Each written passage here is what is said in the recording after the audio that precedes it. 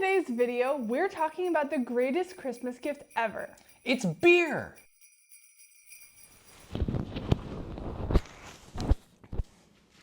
Hey Robin, do you like drinking your beer hot or cold? Ooh, cold. Me too. That's why you might be thinking about gifting your beer-loving friend with something like beer stones, or these rods that you keep in the freezer and then you stick them in your beer to cool it down, or that glassware that you can put in the freezer and then you pour your beer into it and then it gets colder. Those things are products that are marketed for keeping your beer cold or making it colder than it already is. Wait, but Christina, cold beer is great. Why wouldn't I want that? Well, Robin, I'm glad you asked. Cold beer is good, but there is a problem when your beer gets too cold. First, if these products are below freezing temperatures, then they can actually make your beer too cold and it'll numb your tongue, so you won't really be able to fully taste your beer.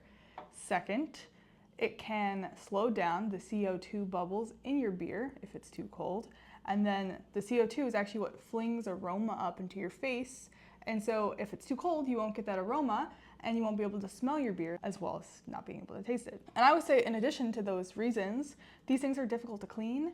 There's holes and there's nooks and crannies, there's a rubber gasket, and it's gonna be hard to get all of the beer out of there after you're done using this before you put it back in the freezer to use again. And just another thing that you're gonna have to wash. That's right, it's a chore. You're giving someone a chore. So instead of this, what should we get our friends instead? Ooh, yes. Can you give me the thing? Oh, this thing that's labeled gift? That's labeled Prop 1. Prop 1. This is a Stanley beer stein, so it's got a little lid, right, to keep the flies out. It's empty inside. It's got a huge inside, so I can wash it really easily, but I don't even have to worry too much about it because it's dishwasher safe.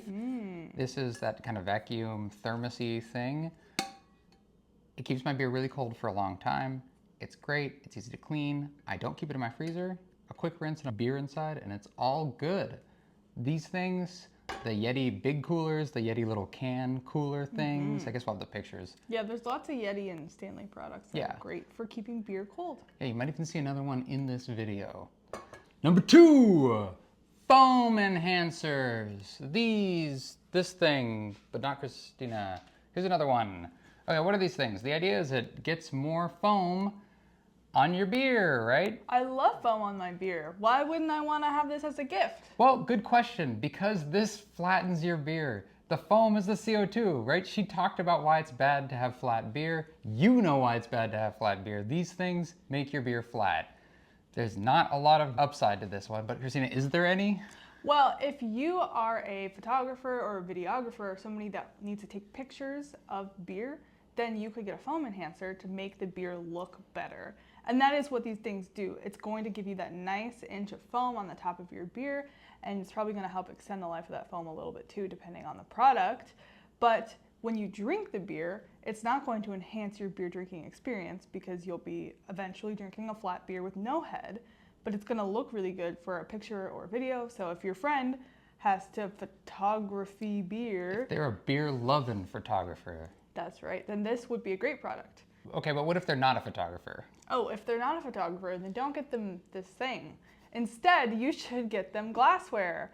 Things like English tulip pints, no-nick pints, can glasses, even a white wine glass can be really great for beer. A good glass is going to help support the head on your beer so that it looks beautiful and it tastes beautiful. And really, it does help with the presentation a lot. It looks really appealing when a beer is poured into the proper glass. So you could even get this for your photographer beer friend too. You can, that's correct. Number 3, this thing. This is a device in which you put your can of beer into and then you can pour it like it's draft. Oh, that's cool. I've always wanted to have a draft system in my house. Me too. But I would advise against getting one of these things for your friend who doesn't have a draft system because it's kind of pointless. You're just having this device pour beer for you.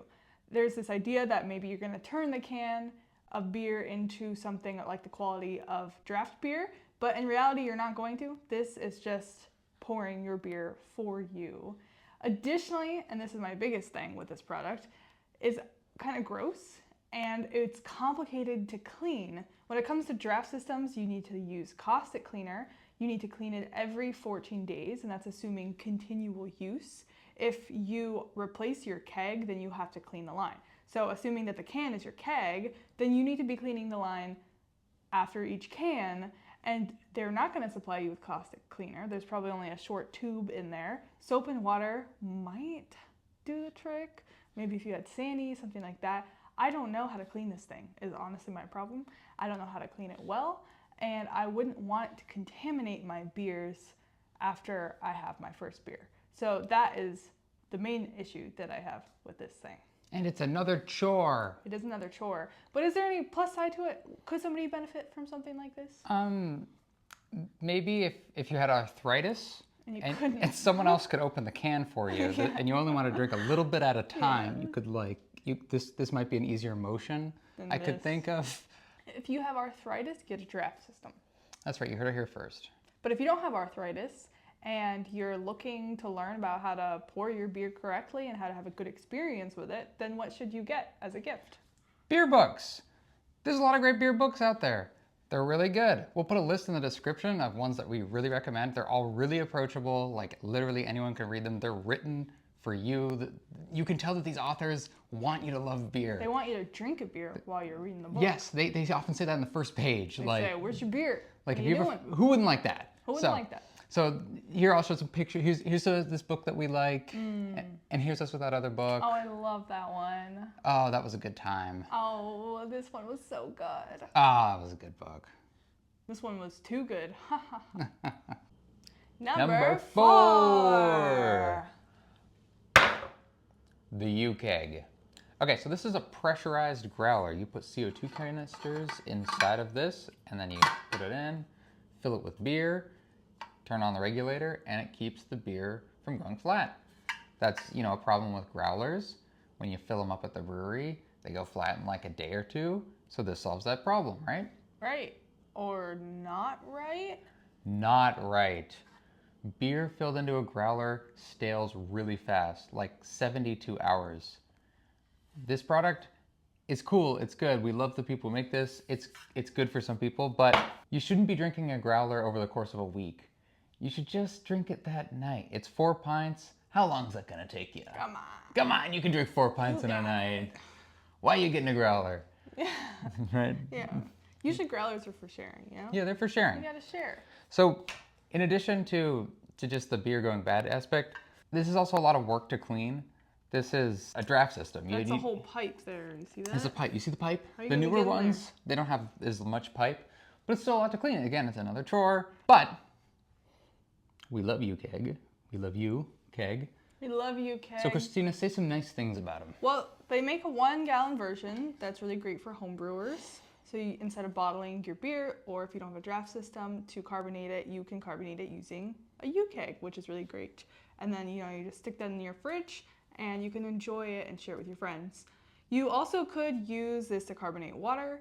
You can get nitro capsules and do nitro cold brew. But we would recommend only using these things for drinks that were not carbonated before they went in. Yep. Okay, so then what should we get instead? Oh, I'm glad you asked. Growlers, normal growlers. Normal growlers. This is just a standard brown glass jug. We use this all the time when we go to the brewery and we get a fill of beer. Fits 4 pints. And then this one also fits 4 pints, but we don't use it as much. We will use it if we have beer on tap at home and we want to take it to our friend's house or bring it outside and kind of share it with other people. This also, the insulation helps to keep it cold. It's dishwasher safe, which is great. Dishwasher safe. Yes, you always want to consider cleaning when it comes to stuff that you need to put beer into. Yep. So consider your friend who is going to have to clean these things after they're done using them. Number 5. Beer delivery services. This is when you go online and you say, hey, send this beer to this person at this address. Whether you don't live near them and you want another service to hand deliver the beer for you, or there's also those services where they curate a box. Loot crate style. Loot crate, where you can, they pick out the beer, they put it in the box, and they send it to your friend who loves beer. Mm-hmm. Wait, but that's good. Why wouldn't I want to send my friend who loves beer? We should tell them. Okay, we can. I think they're ready. You think they're ready? Okay.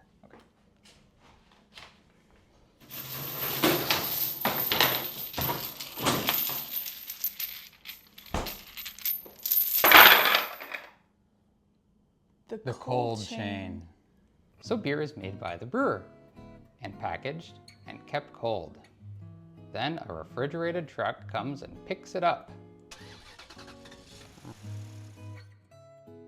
And the beer stays cold in the truck, and if it has to stop at a distribution network, in a warehouse, it stays cold in the fridge, and it goes onto the retailer, where it sits in a cold fridge until the consumer is ready to buy it.